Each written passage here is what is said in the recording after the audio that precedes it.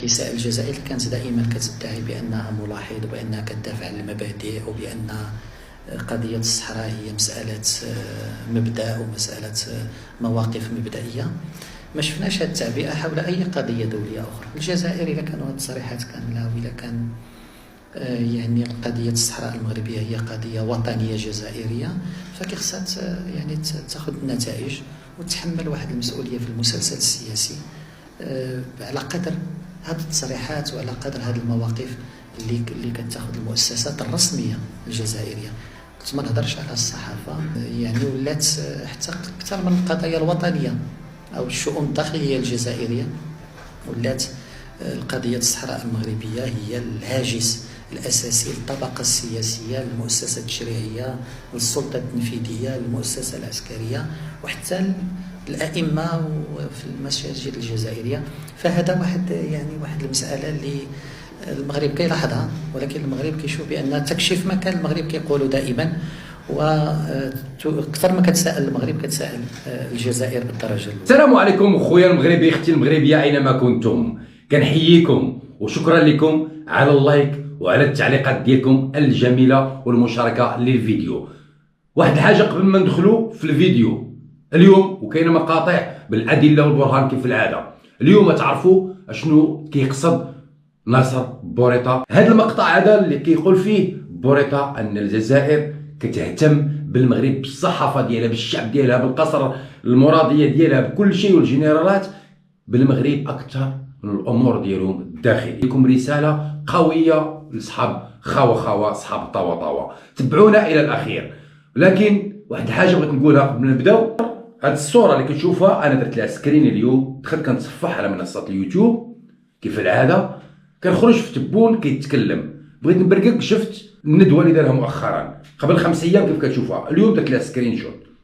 هو ان قناه ديال رئاسه الجمهوريه الجزائريه، وشفت القناه كلها لقيتها تبون اللي كيتكلم فيها ومخدم الادسنس. لهذا خويا المغربي دير اللايك، انا عارفين اني مش على الادسنس، لكن تبون الجمهوريه الرئاسه مدايره قناه كتسترزق فيها، كتدخلوا فيها الادسنس، كتفرجوا فيها الادسنس. اللي مكذبني يمشي يشوف، ولكن ما تشتاكش مع يصير يشوف، ما تديرش لهم الاشاره. انما هاد الكراغيل هادو راه عندهم قناه على منصه اليوتيوب وكل مواقع التواصل الاجتماعي كيسترزقوا منها. تبون شخصيا.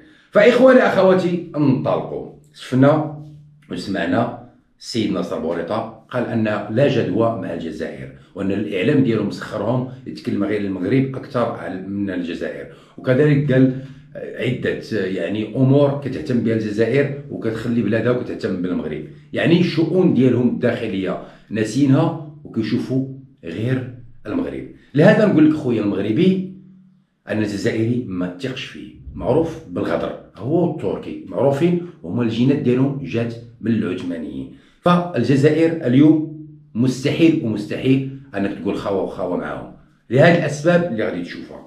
اولا الشعب مكلخ ودق له بكره لمده 50 سنه وهما كيحقنوا فيه. كتشوف امامك اخي هذا الحليب مستخلص من اجمل نساء الجزائر.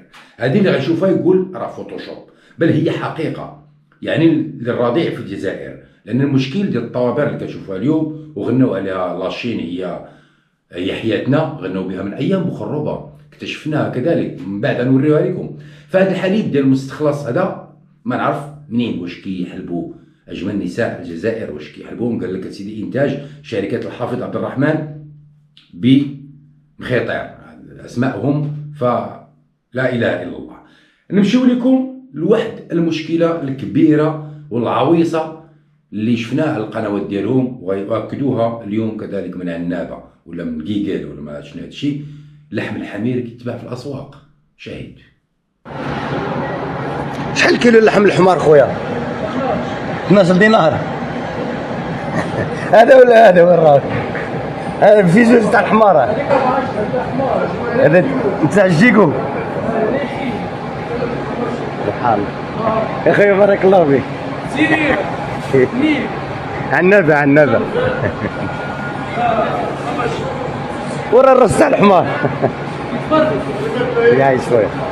هذا كيبحث على الراس ديال الحمار، واللحم ديال الحمير ومكتوبه علني.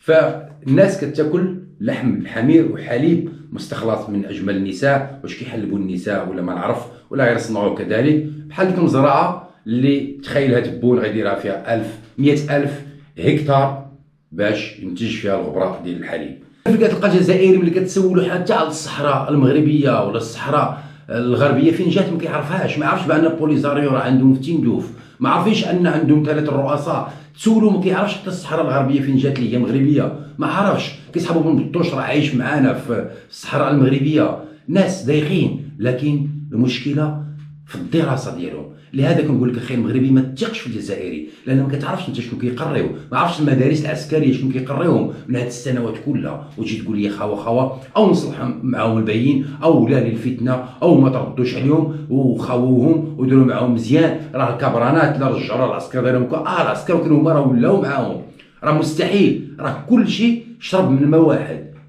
كلهم، ليس في القنافذ املس. كنقولها ليس هذه فتنه، ولا كنقول غير الحقيقه ان الجزائر ما فيهاش الخواء مع المغاربه نهائيا. وخا يطلع اي واحد ويتكلم لك ويقول لك كذا، في الاخير يغدر بك. هذا الشيء معروف في الجزائر. غادي تسمع القرايه ديالهم والمخ ديالهم. هذا واحد جزائري كاين هنايا في المغرب، واخا ما كنتيقن حتى شي واحد فهموا، لا هذا ولا غيره ولا اي واحد ما كنتيق فيه. المهم جزائري راه عنده تفكير. واخا واحد مغربي يقول لا انا دائما اتونسيون فيه، الا هداه الله اوكي. المهم انا اتونسيون من الجزائري غدار، وغدروا جدودنا وغدروا ملوكنا وغدروا ومازال كيغدروا الى يومنا هذا. تسمع هذا كيسولوا اسئله وكيردوا عليها بالقجع. اسمع حتى عشاريه السوداء اللي كاينه في السبعينات شكون اللي دارها القجع. اسمع هضر مع المغرب ما نهربلكش، قول لي المغرب في واش ديالك في العشريه السوداء، عطيني ما نعرفش خويا. انا نقول لك واش كانوا يديروا، بصح كان يدخل من تم وكان يدربوا عندهم ويدخلوا. شكون منين جبت الدليل؟ عطيني الدليل كيما هذا، قول لي. كيفاه تقول لنا الدليل؟ عطيني الدليل. انا كي تهضر معايا الهضره سهله. خويا نقول لك المغرب هذا راه شائع عندنا البوضياف. فهمني؟ فاش؟ الدليل ما كانش. اعطيني انت الدليل باللي المغرب هي اللي دعمت لك الجماعات الاسلاميه. قول لي قجع يا هو يا خلايا لقجع نتاع البالون. انت واش دخل لقجع نتاع الرياضه في اللقجع نتاعك؟ كان دخل فيها ثاني. يهضر معايا انت واش دخل لقجع صح؟ راح تبني انت العشريه السوداء ثاني داخل بها لقجع. هذاك هو سبب المعنى. شكرا ولد بلادي، شكرا حبيبي، ربي يعيش خويا ولد بلادي. يا كاع صاحبي يا كاع. بارك الله فيك. لقجع في العشريه السوداء. الانسان ما عارفش فين عايش. الانسان الكرهولي ما عارفش راسو فين عايش، لان هنا غترجعي للورا غتعرف واش كاين شي دوله استعمرت 430 سنه، كاين شي دوله كتستعمر 132 سنه ويقول لك حنا شهداء، ويقول لك حنا اقوياء، ويقول لك حنا عقلاء. هنا بوال هنا كتشوفوا ان الناس فعلا المرسطان، يعني اللي يجي يقدر يلعب فيهم كيف ما بغا. كيف جا اليوم الكبرانات لعبوا فيهم كيف ما بغاو وشحلوا لهم مخهم. الكرغولي يبقى كرغولي. تصور واحد جزائري طالع وكيعترف واحد اعتراف وما حملوش الجزائريين. واش عارفين نتوما من المغاربه حنا اللي دخلنا لهم الثقافه، حنا اللي عربناهم وشفنا. حتى بوتفليقه قال تعلم العربيه عندنا وتعلم عندنا وتعلم في المغرب، وهما ما كانش عندهم لغه. كانت عندهم فرنسا علمتهم فرنسيه، كانوا كيتكلموا فرنسيه، ما عندهمش عربيه. المغرب علمهم عربيه ودخل لهم اللغات وعلمهم. حتى في الماط شوف شاب صغير شوف شنو قال لي واحد الجزائري وما حملوش الجزائريين. اسمع وهذا ما كيحملكمش، كنقول لكم راه كلهم غدارين. اسمع خوتي لي زالجيريا والمراكا الجزائريين والمغاربه، ما يهمنيش لي بروبليم اللي بيناتنا، ما يهمنيش تصرا حرب، ما يهمنيش لو كان تصرا حرب بيناتنا. كاين بنادم برك ما توشيوهليش في المروك، بنادم ما راحش نكرهو حياتي كاع اللي هو مسيو محسن المسكي. خوتي محسن المسكي المروكي الوحيد اللي لو كان المروك كاع نكرهها ما نقدرش نكرهه.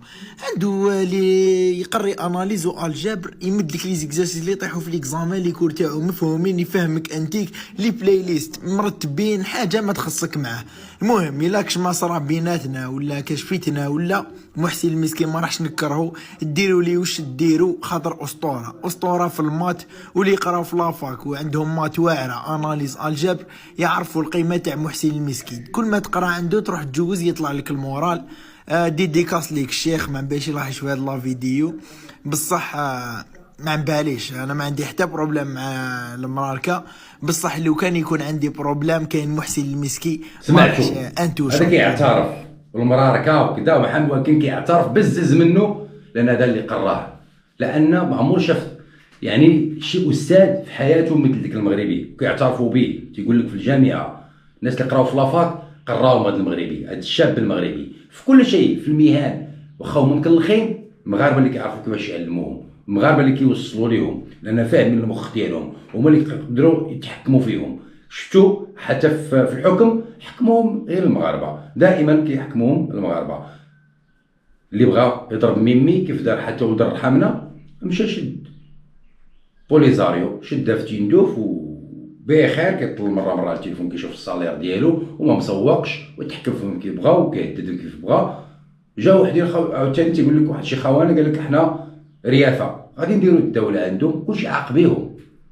هنا غادي تشوف واحد النهار الجزائر كنقول لكم 5 دول وقريبه، ازواج راه بدا وشفنا القبائل وشفنا اليوم ليبيا حفتر حيد لهم ديك إليزي دخل الجيش ديالو.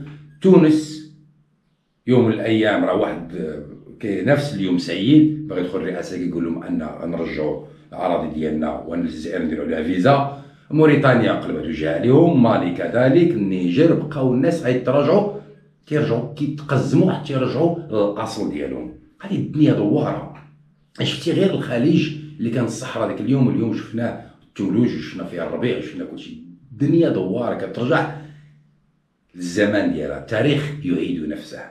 اي كرهوني فالحاله اللي فيك اليوم راك كترجع للوراء وتقزم وترجع لديك مدينه الجزائر الوحيده وترجع فضاء للمستعمر. وقريبا واللي وقع بيناتكم الخواضات ما بين الجنرالات اليوم وصل الامم المتحده، فقريبا التدخل ويدخلوا فيكم ويدخلوا حمايه، والجزائر سوف يستولى عليها، وكل دوله غتدخل وغتاخذ داكشي اللي خدته منها فرنسا اليوم براسها شفنا التقزمات ولا تتنبطح امام جميع الدول، فالدول الصغيره في افريقيا طردت فرنسا. فاخوتي المغاربه اللهم لا شماتة، فكنعرفوا الحمد لله حنا بلادنا في تطور، ما علينا الا نشوفوا نيشان في الرؤيه ديال جلاله الملك محمد السادس نصره الله. وما هوك راه سمعنا سيدنا سابوريطا انه لا جدوى، دبلوماسيه النخاله خدمات مع الناس، ما علينا حنا فقط على المنصات نكذبوا هاد لي زانديان ونوريو للعالم اشنو كيسوى. يلا ما تنساوش لنا داك اللايك والاشتراك والمشاركه، راه الرئاسه ديال تبون ودارتها. السلام عليكم.